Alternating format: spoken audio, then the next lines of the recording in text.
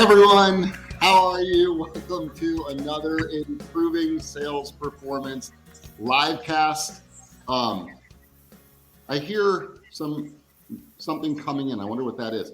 Welcome to another Improving Sales Performance livecast. I am so excited to be here. Today's show is absolutely fantastic. Our guest hosts and our guests are ready to go. We just had a little pre-meeting before we turned on the cameras, and there's a lot of good information that we're going to share today. So that's awesome.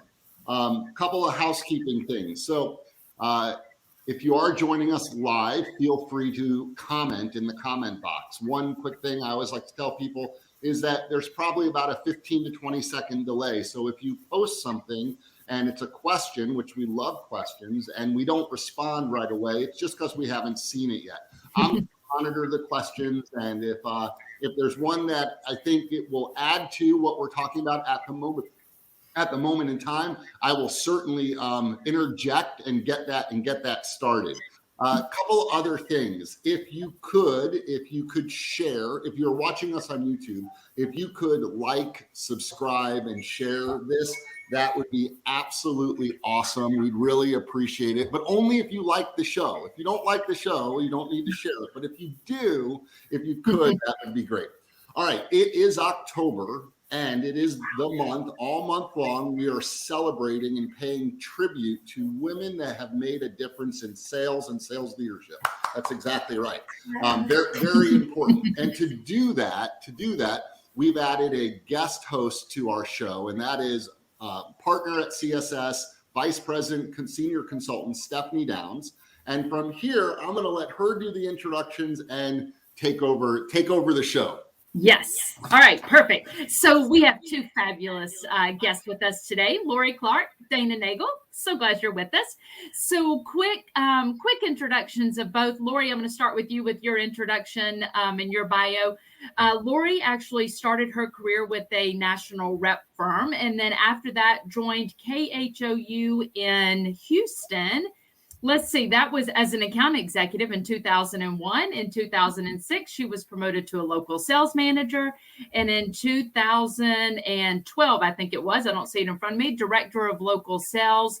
And Lori is a people leader. And I know that about you, even though it's not on the bio. I just know that you're a people leader and that you are very passionate about growing and developing people. And obviously your team even recognized that because you were one of the CSS Talent Superheroes a couple of years ago. Woo-hoo! Shout out for that. And you were also named Sales Manager of the Year by the Media Alliance in Houston in 2009 and in 2017. So thank you for being here. Dana Nagel, who is the Director of Sales at WKYC in Cleveland, Ohio. And I love what her bio says. It starts with saying she is a broadcast-born, NFL-bred media and digital marketing and sales leader, which is awesome. And Dana is known for leading change and developing teams. She thrives on positive energy and helping, but is always very focused on doing the right thing on the behalf of the client and making sure that their business wins and their business grows. And Dana actually started as a local sales manager at WKYC, left for a little hiatus and was a director of marketing for an automotive specialty agency, and then was actually the media of sales director for the Cleveland Browns before coming back to WKYC as the director of sales. So thank you both for being here today. So super fast bios there. All right, so let's jump right in. Lori, I'm going to come to you first, and then Dana, I'm going to come to you after that. So Lori, thinking about, just the overall sales department and the sales organization, when you think about how do you know that you're on track and staying on track with the team, talk to me a little bit about the 3 to 5 performance indicators that you're looking at on a regular basis.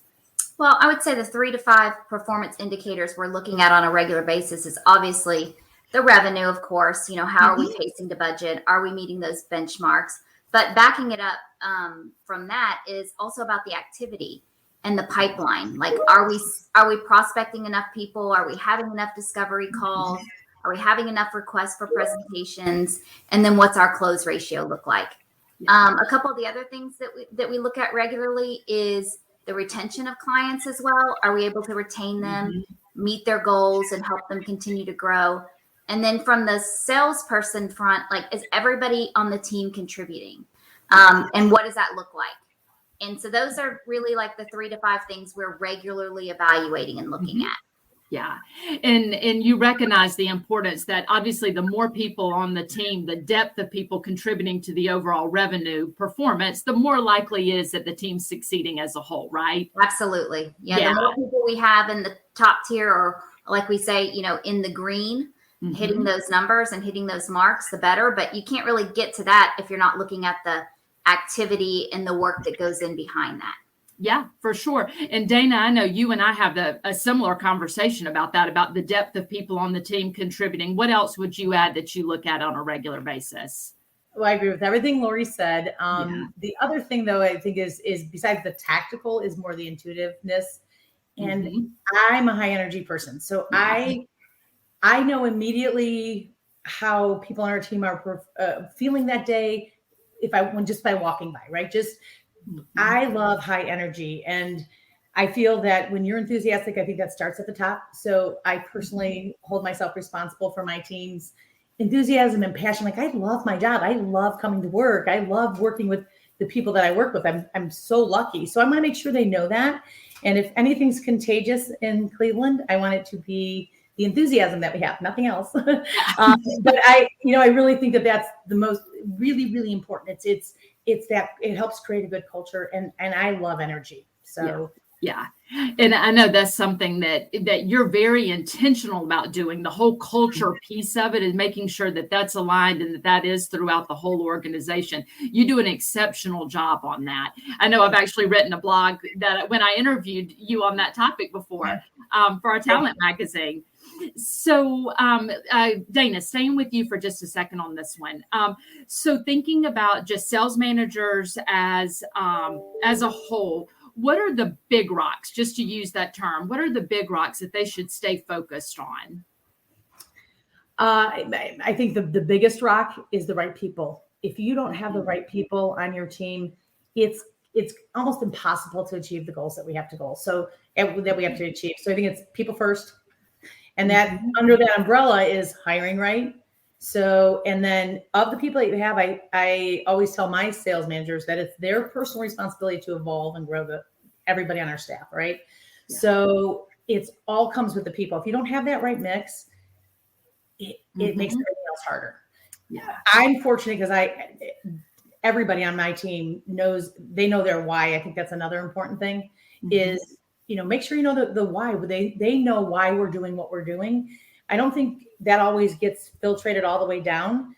Salespeople know their why. They have to drive revenue, but the why for everybody else, I have to make sure we communicate.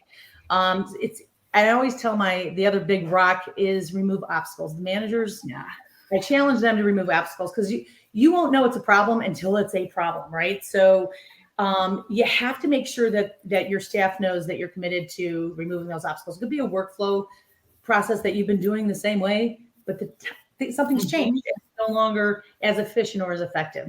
So our job as managers is to remove obstacles out of their way. And the one thing that I've done it's pre-COVID, but now that we're back in, we'll be doing them again, is I take small people to breakfast, like small group of people, 2 to 3 people. We have breakfast and I say, tell me your pain points. What keeps you up at night? And I take notes and I follow up with them or some of the things we can address right then and there. Because, in a big sales meeting, our staffs are big now. So, somebody might not say, well, this isn't working for me. So in a smaller group, number one, they'll talk. And number two, it's an ongoing communication. And it's quick, it's breakfast, but it's a meaningful and intentional meeting. And that has helped me that helps me remove the rocks and any obstacles that are in the way. And it's been very effective. Yeah. Challenge the status quo always challenge. The world's changing so fast that you can't rely on that anymore. Yeah, I described you to somebody one time as somebody that is always just tweaking to keep getting things better and to keep making things better. But I like what you said about people, because I mean, people absolutely are the foundation, no doubt, of our organizations across the board. But it's not just about selecting the right people and having the right talent. I mean, it's about having, the fit and the right position and in the right role and the coaching and developing. That's an ongoing thing, right? Totally agree. Lori, what would you add to that as far as big rocks that sales managers should be focused on? Well, I think our business has changed so much. And then also from a client's perspective as well. I think all the things that Dana said are absolutely true. And I'm actually going to, steal some of her ideas in terms of making sure that we're hearing what people's problems are. But it is also about helping coach and develop the people that we bring on to understanding the business aspect of things, not just focusing on the marketing piece of it, but understanding how to ask the right business questions to clients, because business owners need that more than ever right now, because there's so many options and so many different ways they can market their business. Really making sure your people understand how to ask the right business questions will help them all be more successful. So all the things that Dana said, and I would just add that one thing. Yeah, for sure. So you said something at the very beginning of that. You just said something about our business has changed, right? It has. It's changed drastically in the last, 5 years, but definitely in the last couple. So how has the role of the sales manager changed? Let's just start there. So Lori, you first, and then Dana, I'll let you backfill on that one. Well, I think it just continues to evolve, right? I would say our role continues to change, just like businesses continue to change, just like people's habits continue to change. I think more than ever, our team members are really looking to make sure that you're invested in them. And I'm not saying that people didn't always want that, but I think the demand on that is more than it ever has been, because it's a competitive work environment. People stay at companies because they like their manager and they feel valued. So I would say that's one of the bigger things. And then managing, obviously, in a remote world. And it's never going to probably go back to exactly what it was before. So just making sure you understand how to make those connections with people, and also how to hold people accountable through that. And I have a whole different philosophy about accountability as well. But I think the making connections with people, making them feel valued, understanding their challenges. How do you do that in a hybrid environment? And you just have to be more intentional about it. Yeah. Yeah. And if time allows, I'm going to come back to you on that accountability piece. But Dana, first, what would you say about the sales managers today? Well, I agree with the accountability, and there's a lot more tools to help us with that. But the other thing, because of the changing world, we're changing ecosystem, not only what we sell, how many products we sell, but also the changing world that we're in, that ongoing communication with clients. You can have a conversation with a client and 2 weeks later, their operations have changed, or something has changed in their world because of the world, right? So you have to have a plan. And because we're so retail driven, and a lot of our clients are retail driven, that ongoing communication with clients is, I think, more critical now than ever. So, and often communication. Yeah. So I'm curious, Stephanie, let me jump in just for a second. And because I think both Dana and Lori are saying something that is really important that I think we should put an exclamation point on. It's the intentionality of the work that we're doing. I think we always knew it was important to care about people. We always knew that it was important to grow and develop our people. But to be more intentional about it now seems to be even more important, especially with what's going on with people considering where are they working, and do I want to be here or not want to be here? Do I want to be remote? Do I want to be hybrid? Do I want to come in the office? There's just so many things going on. I think the intentionality, which both of you have said a couple of times, is really something, whether it's with clients or with our people, is something that really good, smart leaders are paying attention to right now. So not that it's new information, but I thought it was important enough to stop for a second and emphasize it. Yeah, for sure. So question for both of you, Dana, you first, and then Lori. So think about, I mean, we probably have sales leaders listening to us today, right? And or will be watching after the fact. So you are talking to a group of sales leaders. What advice would you give them? Just advice in general on something that they should be doing right now to ensure they have success. Culture, I would add culture to the list right off the bat because we've been talking about it. What would you add beyond that? Or talk more about that? I mean, I think it's pretty obvious. I think culture is, Yeah. people and culture is paramount to success. And like Matt said, we're intentional with it. I personally want to make sure everybody in my staff knows that I am fully vested in their success too. As much as we're vested in our clients' success, I want everybody on my team to, and I mean that. Like if they, and we have, I want to make, the doors always opens is so cliche, but I want to make sure that my team knows that we're in this together, right? And I want them to, I love passion and enthusiasm. So if they're not, I want to, why, how can I get you there? But I think with sales managers, the one thing because things are changing, you might make a decision and then you might pull back on that decision. You might make the wrong decision. I do. I make mistakes all the time, but I admit them and I own them and I move on. And that's hard to do for a lot of sales managers. There's a lot of people in general. I've had to teach myself to say it's okay to make mistakes and I own them and I move on. And then I think now more than ever, set very, very clear expectations. Somebody once said, inspect what you expect. And I think that's really important now, especially with how hybrid work situations and what we're doing, and you may be remote. Communication is actually harder. It has to be more intentional, and everyone has to understand very, very clear expectations. So, yeah. You're hitting on all of the elements of what makes a culture strong. The transparency, right? Even owning mistakes. I mean, transparency and sharing and hyper focused on communication and bringing the team in. I mean, it's all of those elements that create a great culture. Lori, what would you say are some suggestions you would give sales leaders? So some suggestions I would give sales leaders is, it goes in the same vein as what we've been talking about. It is all about the people. And I would say evaluate what your emotional intelligence is. Like, do you understand what people, the individual team members, what they respond to and what they don't, and coach accordingly. Yeah. And then don't be afraid to get on the field with them. I mean, you can't just coach from the sidelines. You have to be in the game. So I think that people respond well to that. They appreciate that. They feel like you're supporting them and you're a part of it if you're in there in the game with them. The other thing I would say, which kind of comes back to the accountability piece, is we do have a ton of tools and metrics. We can look at all kinds of data to see where people are pacing, how much activity they've had. But when you're having those conversations, it's not, your approach needs to be different. You can't, it's not of what are you going to do? It's more of a, hey, how can we get to X? What do we need to do together to get here? Again, they're doing all of the hard work, but they need to feel like you are in it with them. And I think that helps people feel like that they can do it and that they know that you're there to help support them. So that would be a couple things. And then, ask for feedback.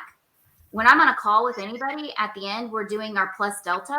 I'm asking them for feedback too. Hey, what could I have done differently? How could I have helped you? When you're doing that on a regular cadence, then people feel more apt to tell you when they're having a problem or tell you when they're having a challenge. Just like Dana talked about, she takes those small groups out. I bet people would not be afraid to go in and ask her or even call her on the phone to say, hey, this is the challenge. Can you help me with this? And that's what we want our people to be doing.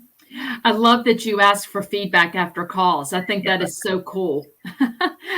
So that would be a takeaway, everybody. I like that. Good follow-up for me. Lori, it kind of reminds me of that commercial. I think it's for Simple Safe, where they talk about the difference between a security monitor and a security system that actually protects you, right? It's not about just having the data, right? It's not, anybody can have the data, and technology allows us to have a tremendous amount of data. It's what do you do with that data and how do you help people that is the difference maker. And I know both of you, and know the work that you guys do in your individual markets, to know that you are the one putting that data to use, and not just looking at it, monitoring it. You're actually using it to grow and develop people. It's why, it's why this right here, it is a master's class on leadership. I can't thank you guys enough. Yeah. Stephanie, go ahead. For sure. Yeah. So thinking, looking out 3 to 5 years, how do you think sales departments are going to change in that time frame? Lori, you want to go first? Sure. I think that we've already started moving to that team selling environment, but I think that that's going to continue to grow. And I think that that's a good thing. I think in terms of, what do we have to be ready for? We don't know, but we just have to be ready to be able to adapt and change, because things are changing all the time for everyone. So you just have to be open to doing things differently. And, retention, I think for sales leaders, I think that will continue to be, something that we have to work through and create those cultures where people want to stay and they want to grow. And then, I think as an industry, because we're moving to that team selling environment, how do we help those people in the fulfillment piece of the world, of our world? How do we help them continue to grow their careers? And what does that look like? We have to figure out that path.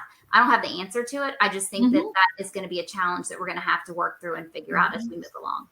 Yeah, it's something that even if you don't, it's going to happen at some point, right? You just have to be ready for it. And I like what you were saying at the beginning of it is you just have to be nimble and ready for those changes and ready to react or to be thinking about it. So Dana, what would you add to that? Well, I think that everything Lori said, I really agree with. But the other thing that I would add is, because we have so many products and we don't even know what the product of tomorrow is going to be. It's very data driven. So people are making decisions based on data more than ever. Yeah. So you have to understand the data. You have to learn the data. But I'm a big proponent of I want to be the most thorough in the marketplace. So here's what you bought on us. Here's how we perform. So we make sure we have our proof of performance, and that goes out regularly, because I want them to know that we're tracking everything. So I think that data driven is more important, because now that you have it, you have to show that you're hitting those benchmarks and have those discussions before. If you're not comfortable doing that now, you better get up to speed really quick, because it's already here, and it's going to, as more and more products happen, there's more and more competition too. Every product line that you add, there's different competitors. So we have to be best in class. And, that customer service is going to be more important than ever. Mm-hmm. Yeah, I would just add to that, Dana, just like we take the same approach with our salespeople, like we're in it with them. The same thing with our customers, which is exactly what Dana was talking about. Like, we are in this with you. We understand what your challenges are. Here's the solution. And we're evaluating those every day, so that we can be better for them and for us. Totally agree. Yes, because ultimately when their business grows, our business grows, right? When they win, we win. So, Matt, I've seen you popping up a few different comments from people in the comments. Anything there that hasn't? If not, we will wrap up. No, I think I just wanted to make sure I'd given you a chance to do that. Yeah, no other things that I haven't pointed out. The importance of culture and leaning into caring and growing people seems to resonate a lot with both Dana and Lori, and it's interesting to see what people pick up on and what they comment about. Mm-hmm. That seems to be a reoccurring theme. Yeah. I have a feeling that this video gets played a lot over the next few months and weeks, as there's a lot of great information in this one. Yeah. The definite focus on the importance of people and culture, right? Yeah. And people feeling valued I think that was one of the words I saw pop up a few minutes ago. So Dana and Lori, thank you both very, very much for joining us today. We appreciate it, and appreciate the impact that you're making on your sales organizations. And Stephanie, thank you for co-hosting, but your job's not done. You're going to be back. I'll be back next week. So real quick, if you want to get a hold of Lori or Dana, you can reach out to them directly on LinkedIn, and we'll go ahead and put both of those banners up there now. Dana's is up there now. Lori's was up there just a second ago. Both of them, I know them both well enough to know that if you do have a question or you do want to follow up, just message them, connect and message them on LinkedIn directly, and you can talk to them that way. Next week, we are fortunate enough that we are going to have Stephanie back as my co-host, and we're going to have two amazing women on the show, Julie Long and Katie Reed from Cox Media Group. The radio division will be joining us, and I know that they're going to have lots of great information to share. And then last, but not least, the Center for Sales Strategy, we are conducting a media sales survey right now. It is for salespeople and for sales managers. If you could go to the css.buzz/media sales survey, share it with your sales departments. The more people that we can get to fill it out, the more valid it is. We will share all of the results with everybody in December. So if you could do that, that would be great. Everyone, it was great having you on the show. And Dana and Lori, thank you so much. Stephanie, thank you. Thanks, guys.